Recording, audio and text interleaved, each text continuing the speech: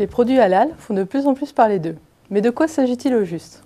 En fait, le terme halal signifie licite.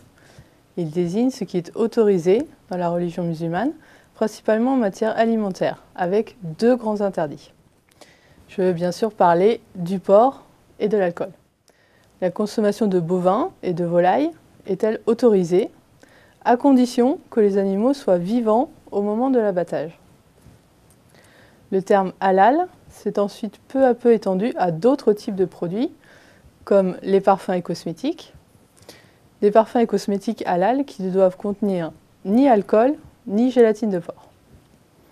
Une offre spécifique de services s'est aussi développée, avec par exemple des agences de voyage, des hôtels ou des produits financiers. Dans ce cas, le terme halal sert surtout aux entreprises à afficher leur positionnement.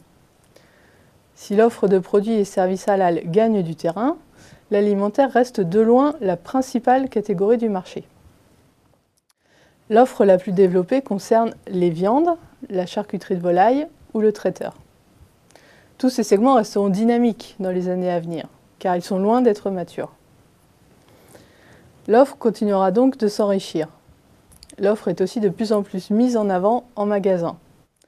Les soupes, les petits pots pour bébés, les bonbons ou les boissons non alcoolisées prendront ensuite le relais.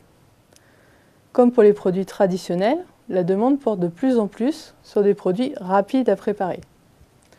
Je pense entre autres aux plats cuisinés, aux pizzas ou aux surgelés. Si les estimations du marché halal divergent, tous les observateurs s'accordent sur son potentiel. Une aubaine face à la faible croissance de la consommation alimentaire.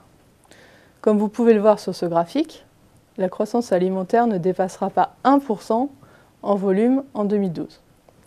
On comprend mieux alors l'engouement des opérateurs pour les produits halal, perçus comme des relais de croissance.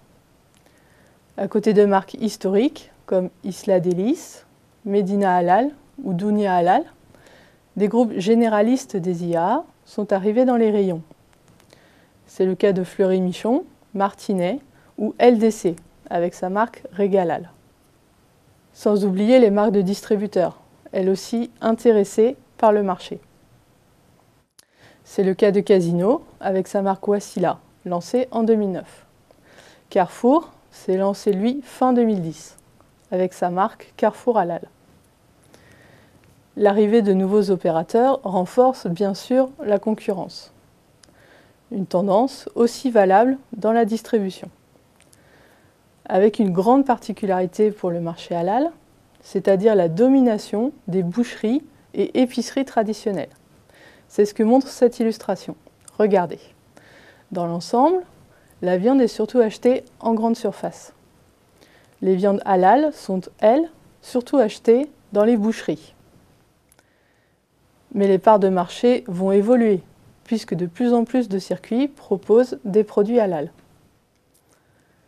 Des supérettes se sont ouvertes, comme Alshop en région parisienne ou Baker Market près de Nantes. Les sites internet ciblant la communauté musulmane sont aussi très nombreux. Enfin, la restauration hors foyer prend une place croissante. Quick a créé l'événement fin 2009. Souvenez-vous, l'enseigne de fast-food teste alors une offre de viande halal dans certains restaurants, ce qui déclenche une polémique à l'époque. Au final, l'opération s'est révélée un succès commercial. Selon le groupe, les ventes et la fréquentation de ces 8 restaurants ont doublé et leur ticket moyen a augmenté. La chaîne a alors étendu son offre halal. Une offre qui concerne aujourd'hui 22 restaurants sur environ 360 Quick en France. Ce qui fait de Quick une enseigne plus volontariste que ses concurrents. Officiellement, McDonald's n'a pas de projet d'offre halal en France. Et si KFC propose du poulet halal, la chaîne ne communique pas dessus. Le contexte politico-social reste en effet sensible en France. La situation peut vite devenir difficile pour les marques. Erta en a récemment fait les frais. Début 2011, une analyse signale la présence de porc dans des saucisses de la marque, ce que dément la contre-analyse du groupe. Mais Erta a quand même stoppé sa production de charcuterie halal. Le fonctionnement des organismes de certification est aussi montré du doigt. D'abord parce qu'ils sont très nombreux. Ensuite, parce qu'ils ont des moyens et des cahiers des charges très variables. Ce qui, avec l'absence de réglementation officielle, peut conduire à des dérives. À court terme, les moteurs de la démographie et de l'extension de l'offre resteront solides. Deux moteurs qui porteront la croissance du marché. Ne manque plus qu'une norme halal unique, une norme qui sera déterminante pour rassurer les consommateurs et favoriser la structuration du marché. Seule contrainte, que toutes les parties prenantes se mettent d'accord.